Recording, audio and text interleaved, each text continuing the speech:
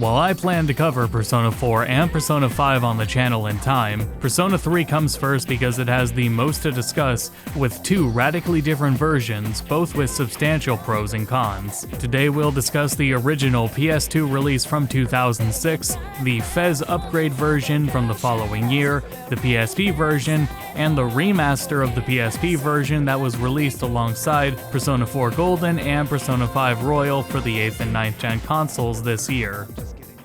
The localization changes made to Persona 3 were mild. The English class was revised and Mitsuru spoke a little English in the Japanese version, but in the North American version she speaks a little French instead.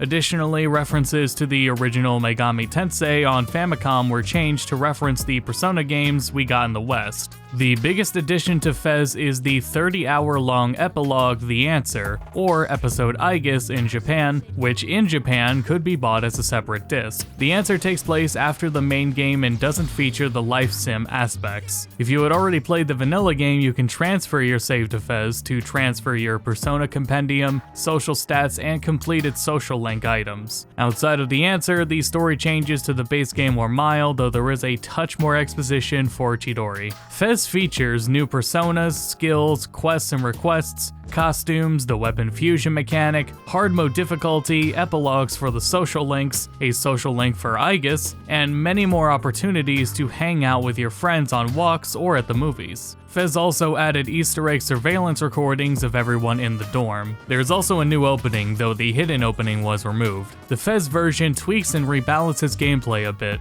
There's differences in some persona stats, arcana types, skill sets, starting skills, and skill costs. Additionally, FES reduces the HP cost of physical skills across the board, as they were underpowered in the original. Some status effect attributes were also tweaked too, like regenerates HP rate or some effects' chances to work. The protagonist can also now equip any weapon type. The monad depths are utilized at endgame, and in FES you have to beat the Reaper for Elizabeth to unlock them, but on the flip side they now stay unlocked in New Game Plus. In Persona 3, you and your party members have a condition status. They can be great, good, tired, or sick.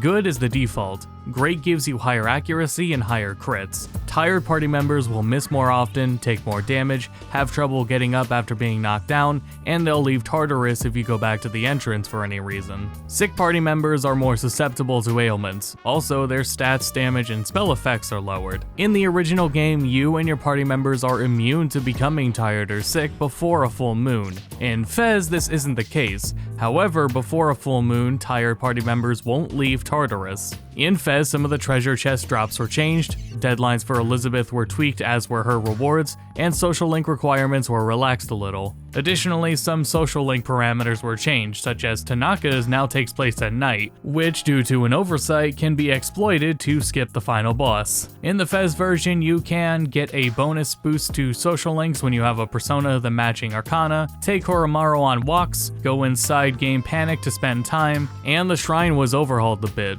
Before, it'd be used just to raise your academic stat and get a little money. In FES, the fortune draw is used to help improve or recover social links. Additionally, the Inari Sushi offers a variety of random effects. Lastly, doing anything at the shrine takes up your afternoon. Not many bugs were fixed in FES either, and like we said with Tanaka Social Link, some ended up being added. There's especially a number of bosses in the game that were bugged in one way or another in regards to their AI programming, though these are generally harmless to the player. They're mostly things like one boss gets stuck repeating an attack in certain conditions, while another boss never goes into their second phase. New music was introduced into FES too. A few new tracks were also remixes of music in the series, such as Snow Queen and Maya's theme.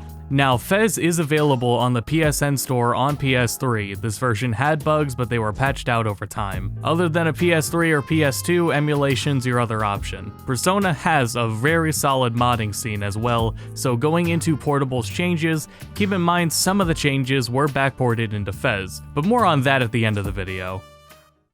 Speaking of, the other major version of Persona 3 is Persona 3 Portable. To start things off, to fit on the PSP and on a UMD disc, Persona 3 Portable drops all 3D exploration outside of Tartarus, and practically every 3D cutscene and conversation is now 2D. It also drops the answer epilogue as well as all anime cutscenes. Dialogue and action text were revised to accommodate the lack of visible animation to give you a full 2D visual novel presentation. Characters will call things out that they didn't before, and actions or details you'd be looking for are explained in text.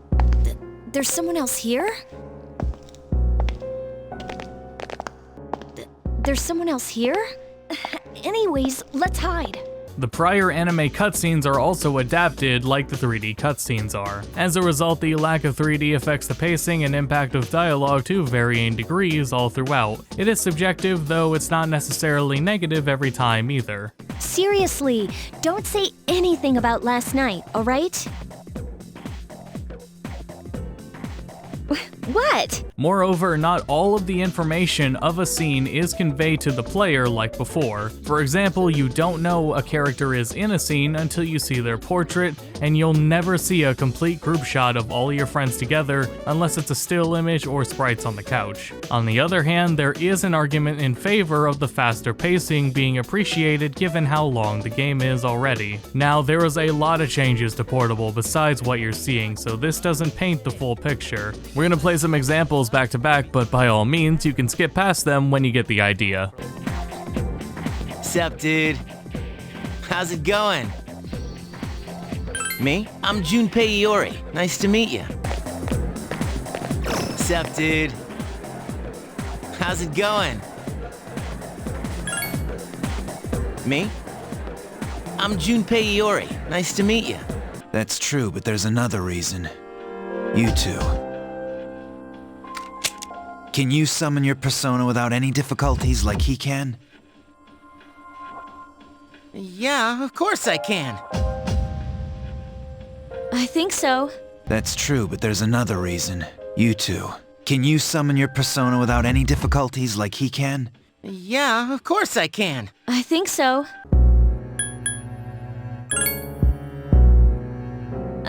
Of course not. We already know it's not a ghost. And besides, I'm not that afraid of... Ah! My cell phone? Why now?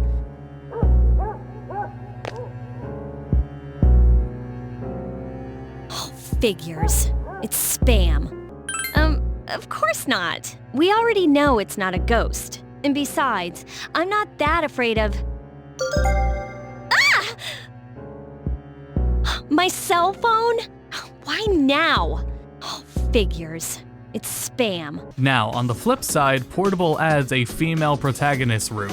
This route features a wholly revised script with a few differing plot points as well as new scenes, most of which are instances where Kotane hangs out with the girls rather than the guys. This route also offers a new Orpheus design, different sports, different battle and seasonal music, 8 new social links that changed who they were for, 6 romance options compared to Makoto's 5, an optional new Velvet Room attendant, and a cameo from a Persona 4 character. Now, when you start the game, you're told from the get-go that the female route was designed not only for female players, but also for those already familiar with Persona 3's story. It's up to you how you play and what you play first, and ultimately either route is a time investment, but yeah, Kotane's route resonates more if you've already played as Makoto. That's what's cool about Portable too, is even if you played Fez or are doing New Game Plus, Portable still has something fresh to offer everybody. Regardless of route, there's also a cameo from a Vincent lookalike from Catherine.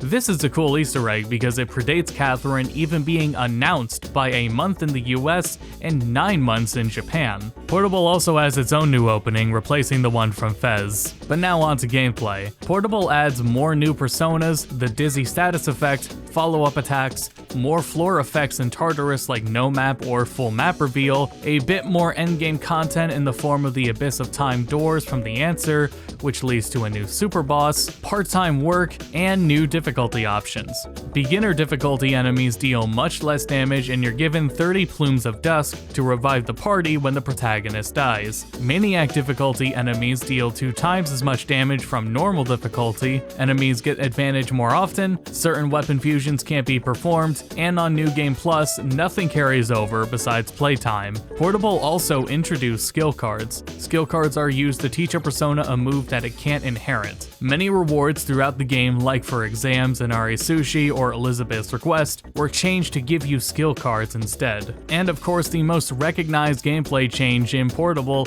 is direct control of your party members. Keep in mind that Persona 3 wasn't balanced around this, so it does make the game easier. This should be thought of as a quality of life thing, though granted, it's a really nice option to consider and a deal breaker for folks if it's not there. The AI control does get a bad rep. It is harder, and you gotta keep on top of your party members' tactics, and you can't just let them be on act freely. And arguably, the second biggest gameplay change is that you and your party won't become tired or sick until after leaving Tartarus, making the mechanic much easier to manage, and you don't need to worry about anyone abandoning you. Remember, it's still a mechanic though. Also, when you name yourself, your surname and given name were swapped. That's not a big deal though, I'm only explaining it, because that is why in some footage Makoto's name is swapped around. In Portable, AoE attacks only need to knock down one enemy to get a one more, where before they had to knock down every enemy that they had hit. When knocked down, you can still act on your next turn instead of needing to take a turn getting back up. You can resume Tartarus from your highest floor even if it's not a checkpoint floor. You can change your party members' equipment and view their stats right from the menu at any time, where before you had to walk up and talk to them to do that. Subsequently, you can now buy equipment and immediately equip it rather than waiting until you can talk to them again to give it to them. And the square button is used for fast traveling anywhere in a location, as well as back to the map, where before the best you could do was talk to this kid in class to get to the map. Social links in the prior versions could reverse or break if you didn't hang out with a person for a while. In Portable, they will only reverse or break from poor dialogue choices. Now, for any version you play, the male protagonist romances are baked into the social links, so you'll be in a relationship with everyone you max the social link of. That is applicable. In the prior versions, this meant that you'd have to manage all of your romantic relationships as the game went on, as the time before a girl gets jealous drops each time you hang out with another. In Portable, that's not necessary at all. Additionally, the romance options for the female protagonist in Portable are totally optional. You can max out their social links and keep things platonic. Balance-wise, Portable tweaks a few more things from Fez. For example, because statuses can't degrade in Tartarus, Vorpal Blade is technically buffed. Some skills can't be inherited anymore, such as Alice's Die For Me. Additionally, some skills had altered SP costs, such as the AoE buffs and debuffs. Abilities like Fuka's Oracle or the skill Summer Dream have more benefits to them, and their bad effects were removed, despite the localization not being updated to accommodate their new and removed effects. So when it tells you that everyone's HP was reduced to 1, it's just straight lying. So then buffs only apply to the party, while debuffs and knockdowns only apply to enemies. Waiting in battle was replaced with defending, helping you protect from knockdown. Fusion skills are now activated by items. Allies at a certain point will endure one fatal attack. The protagonist can only wield one-handed swords again. There's less unfair shuffle time patterns and new spinning ones. You can check a specific persona's skills now from their page in the menu instead of only from the skills menu. When you split up in Tartarus, party members that find money give it to you now instead of taking it. The camera in Tartarus is higher up and angled down, letting you peek around corners as well as over walls. You don't auto-heal when you return to the entrance of Tartarus anymore, and you have to pay a bit to heal. Going back to your room doesn't fast forward time anymore, and shops were once again overhauled. The police station can be used to buy weapons, armors, and now accessories, in addition to being the only place you can sell at. B Blue V is now used to upgrade your status from tired to good or good to great, and the pharmacy is only used to buy consumables. You can also save at your desk in school and choose who to spend your time with at the end of the game in New Game Plus. Portable had some bug fixes, including some of the boss ones, but many bugs still remain. Additionally, Portable has a few typos and grammatical mistakes, wrong voice lines, wrong descriptions, and untranslated lines. The PS2 version ran at 480p 30, while Portable itself runs at 272p 30. Assets are lower resolution, and models, when you do see them, are lower poly. Portable also adds 10 new music tracks, most of which are heard in the female route. The audio quality quality in general, though, is much lower compared to the PS2 version. Now, we're highlighting the audio quality of a PSP game so much since the remaster's music quality is the same as the PSP versions. So take a listen. I never felt like down. I never felt like down.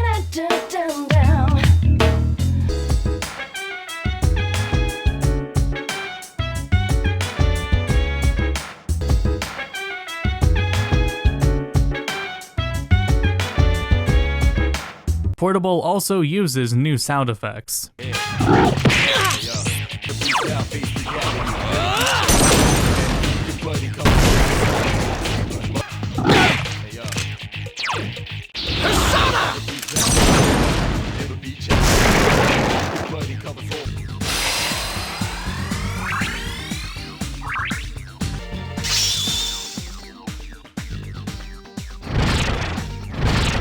And now to accompany the 8th and 9th gen releases of Persona 4 Golden and Persona 5 Royal, we have Persona 3 Portable Remastered. Now for the first time, Persona 3 is available in French, Italian, German, Spanish, and simplified Chinese. Be careful with changing a language after starting though, as it'll revert the protagonist's name. This new version offers dual audio, quick saves, a text log, and achievements and trophies. The only gameplay changes to really address are with the difficulty options. First off, not only can you now change the difficulty after starting the game, but you've got a handful of difficulty options to tweak. To this end, Plumes of Dusk were removed. Instead, you can toggle on reviving in battles like before, but with no limit now, which the game discourages, or instead you can also choose to resurrect from the prior floor. Some instances of incorrect voice lines or untranslated lines were fixed. As soon as he wakes up, I'll tell him the truth. As soon as she wakes up, I'll tell her the truth. Though many mistakes are still present. Additionally, many of those legacy bugs, mostly regarding bosses, still remain. Though like we said, these bugs are generally harmless to the player. Summer Dream and Oracle weren't fixed either. The screams of scared shadows are missing too, but I could believe that that was on purpose. Now, the assets are upscaled utilizing a mix of original sources like character portraits, UI, and fonts, and AI upscaling for things like the backgrounds. The AI upscaling results are pretty mixed. Some turned out pretty well, most simply got the job done just fine, though most also do have that look of being AI upscaled, and in a few select shots it does get the details wrong. And AI upscaling being used here is a little concerning though, because the source assets of the PSP version really aren't that old, but I digress. While the PSP version ran at 272p 30, the remaster runs at 1080p 60 everywhere except Xbox Series X and PC, which can go up to 4K 120. There is no designated PS5 version or PS4 Pro, so the PlayStation experience is identical across the board. And frankly, the footage speaks for itself. The higher resolution isn't really a huge benefit. The remaster in general is essentially identical across all platforms anyway. Unless you're set to take advantage of that 120 FPS, then by all means. All things considered, this remaster is the sharpest version of Portable since the original resolution was so low. Understandably, the backgrounds are jarring compared to the clean art and UI though. And to set expectations for the PC port, you can click options in the menu or like in combat, but your cursor does not replace the giant circle marker, so you'll be using your cursor to guide the big cursor. There is arbitrary resolution support, though it'll maintain the 16:9 aspect ratio. It also supports hot plugging controllers, and your button icon options are manually set in the options. For audio, it seems that they use compressed assets from the PSP version as well, rather than the PS2 version or even their official soundtrack counterparts. I never felt like down. I never felt like down. Moreover, there's a handful of some voice lines or sound effects that are compressed in quality even further from their PSP counterparts. Here goes. Here goes.